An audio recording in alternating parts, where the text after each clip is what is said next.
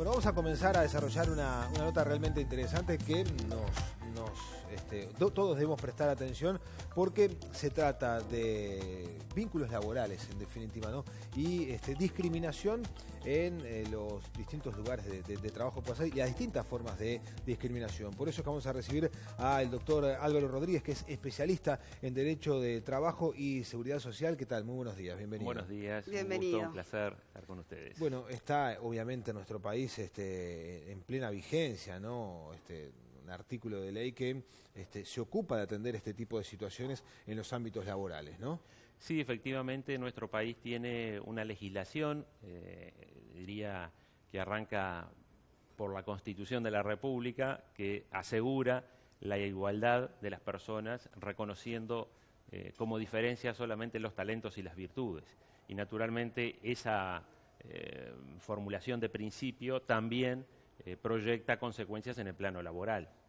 Ya a nivel de legislación existen convenios internacionales de trabajo ratificados hace ya varios años, varias décadas, que tienen que ver con la igualdad de trato entre nacionales y extranjeros, igualdad de trato que no puede tener discriminación, un tratamiento diferencial, sea por raza, color de piel, religión, nacionalidad, origen social, de modo que hay un menú de circunstancias que restringen naturalmente las potestades del empleador que frente a circunstancias, a postulaciones, digamos, de la misma calidad desde el punto de vista de la formación profesional, no pueden discriminarse justamente en base a estas razones que acabo de señalar. Ahora es interesante porque, bueno, ha ido también ampliándose ese abanico de asuntos que pueden entenderse como discriminación. Ahora, por ejemplo,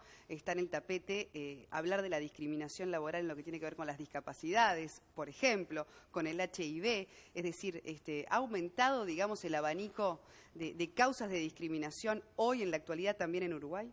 Sí, en realidad en la sociedad contemporánea cada vez aparece más información y consecuentemente también aparece la posibilidad de discriminar por nuevos motivos. Diría que el casco duro de la prohibición de la discriminación tiene que ver con los elementos que marcaba al inicio, pero más recientemente aparecen fenómenos como el problema de la enfermedad del SIDA y que en materia de legislación nuestro país no tiene una normativa específica. Sí existe una recomendación de la OIT que apunta a establecer pautas con las que deben comportarse los estados y los actores sociales en el abordaje de una problemática particularmente delicada, ¿no? Ahora vayamos a los hechos, ¿no? Y a la práctica. Me puedo sentir discriminado en mi trabajo, ¿no? ¿A dónde acudo? ¿Cómo comienzo, por ejemplo, a hacer visible el tema y en todo caso a denunciarlo? Bueno, en nuestro país existen distintos mecanismos para ejercer los derechos, en particular en el campo laboral. El Ministerio de Trabajo y Seguridad Social es la cartera especializada del Poder Ejecutivo encargada de canalizar ese tipo de reclamos. ¿Pero tiene un área específica que se encargue de discriminación en el trabajo? No existe un área específica que se ocupe del tema de discriminación. Existe dentro del Ministerio de Trabajo una unidad ejecutora que es la Inspección General del Trabajo que se ocupa de controlar el cumplimiento de la normativa laboral, tanto de la que hace a las condiciones generales como referidas a limitación de la jornada, pago de salarios, aguinaldo, etcétera. Otra área que refiere a condiciones ambientales de trabajo, tiene que ver con el control de cumplimiento de las normas de seguridad y de higiene, y allí podríamos hacer un desglose, decir, bueno, el ambiente laboral no solamente tiene que asegurar condiciones de seguridad en el sentido clásico, sino que también debe incorporar aspectos que tengan que ver con el respeto de la dignidad de la persona humana. Igual se me ocurre que debería tener un área específica.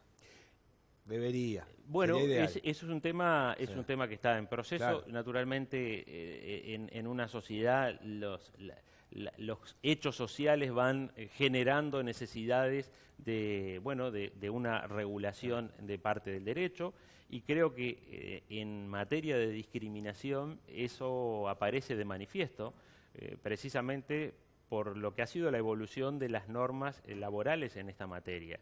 Si uno observa las nuevas leyes que existen sobre temas laborales, los relativos al fuero sindical, que refiere justamente una respuesta jurídica frente al problema de la discriminación por motivos antisindicales.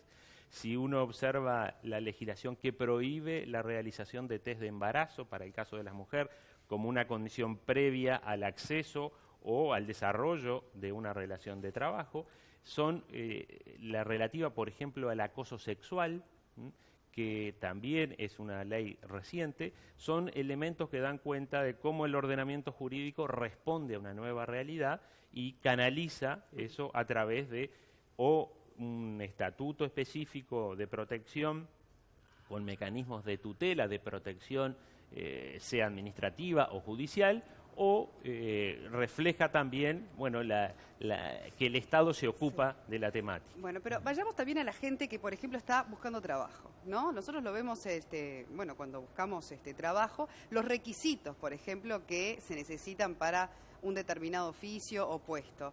La empresa también está en su derecho, digamos, de querer determinados requisitos en esa persona, ¿no? ¿Dónde está el límite entre lo que yo, digamos, quiero para mi empresa, para mi servicio, y ese límite con la discriminación de decir, bueno, pero yo toda esta gente la estoy excluyendo de lo que estoy buscando, ¿no?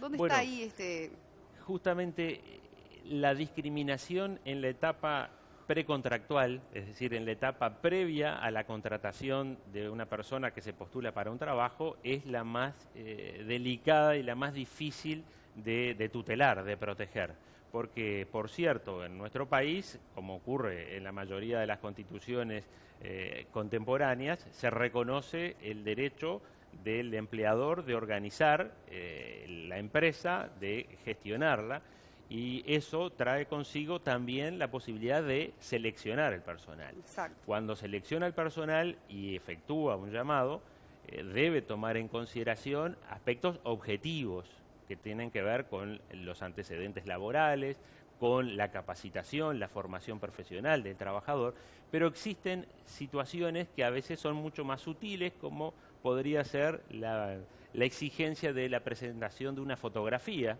que, bueno, refleja... Pero digo, eso pasa todos los días. Eso entonces, pasa todos los días.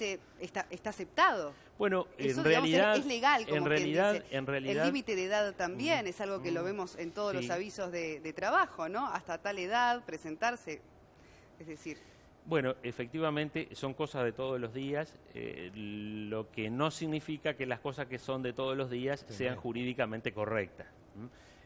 Allí puede haber una distancia más o menos prolongada, pero en realidad hay un margen de discrecionalidad que tiene el empleador lícitamente, que puede elegir por las razones objetivas que mencionábamos, pero indudablemente está prohibido que tome en consideración los elementos que mencionábamos más temprano. Sí.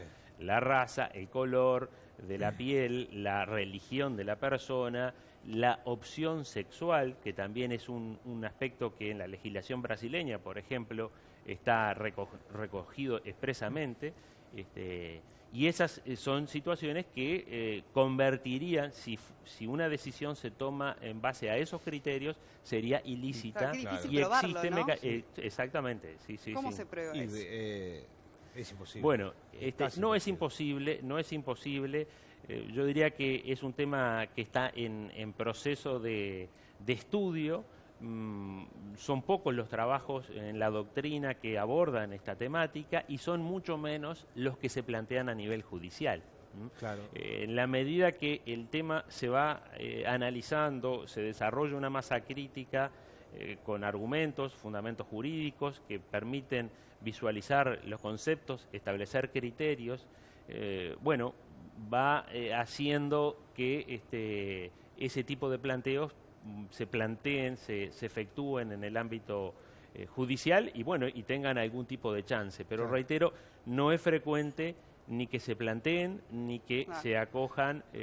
Por lo menos los estamos discutiendo, ¿no? En estos exactamente. tiempos. De todas maneras, recién decía, son pocos los estudios que hay en torno a esta materia, pero ¿se sabe en Uruguay cuál es la situación más frecuente en cuanto a discriminación en el trabajo? Bueno, yo no conozco estudios estadísticos sobre la temática. Uno podría hacer, como laboralista, un análisis a partir del repertorio de jurisprudencia laboral. Y allí uno puede observar que hay situaciones de discriminación. La más tradicional en nuestro país era la antisindical. Esa era una de las expresiones más nítidas que ocurrían. Sí es posible hoy verificar en materia estadística la existencia de discriminación por razón de sexo en la remuneración. Ajá, nosotros tenemos un convenio ratificado que obliga a ante igual llevar tarea, adelante la exactamente ante tarea de igual valor, igual remuneración. Tenemos una ley del año 89, que es la ley 16.045, que establece la prohibición de cualquier tipo de discriminación basada en el sexo.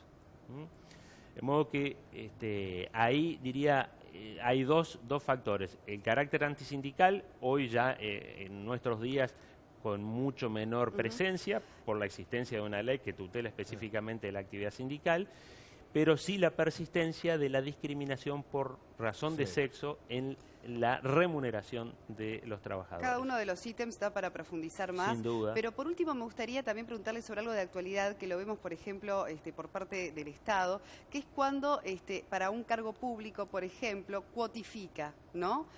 Tiene que haber un porcentaje determinado de personas con determinada condición para un puesto de trabajo, que también se le ha dicho que se discrimina para no discriminar.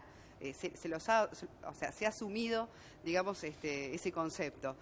¿Qué tan válido es en lo legal? Bueno, es lo que se denomina la discriminación positiva, es decir, si existen determinados sectores sociales o etarios que están excluidos de acceder a determinados puestos de trabajo, bueno, la ley reconoce esa situación y procura revertir esa práctica social culturalmente admitida para impulsar la protección de aquellas personas que están en peores condiciones. Sí, por ejemplo, la discapacidad, exactamente. ¿Verdad? Nosotros tenemos una ley que establece el derecho a la igualdad para el caso de las personas que tienen discapacidades. También tenemos legislación que va, por ejemplo, en la protección de la población afrodescendiente, que cuotifica, como usted bien señalaba, cuotifica en un porcentaje el acceso a los puestos en el sector público. Yo entiendo que es un tema discutible sobre la pertinencia de este tipo de legislación. En mi opinión, creo que es un paso positivo porque tiende a corregir la conducta de la sociedad y creo que la ley tiene un papel muy importante para jugar en lo que hace a las relaciones sociales y en lo que hace a la forma como debemos conducirnos en la sociedad, y creo que en esta materia todavía tiene mucho por hacer la ley. Todavía tiene mucho por hacer. Bueno, este viernes habrá un seminario, ¿no? Con expertos internacionales, incluso de Argentina, que llegarán para exponer, ¿no? Exactamente, este viernes en la Facultad de Derecho del CLAE, en la ciudad de Punta del Este, se va a desarrollar una jornada sobre la discriminación en el ámbito laboral, que va a contar con la presencia del profesor Arturo Bronstein, que es un jurista argentino, una muy destacada actuación a nivel de la OIT, de la Organización Internacional del Trabajo, con una enorme cantidad de publicaciones, que es un especialista precisamente en temas de discriminación, donde va a hacer una presentación acerca de la protección que tiene desde el punto de vista jurídico a nivel internacional, lo que han sido los diferentes pronunciamientos en la jurisprudencia de Estados Unidos, de Europa, de América Latina. ¿A qué hora será entonces? El seminario taller arranca a las 10:30 de la mañana. En el CLAE de Punta del Este. En el CLAE de Punta del Este. Muchísimas gracias, doctor, por habernos acompañado. A las órdenes, un placer.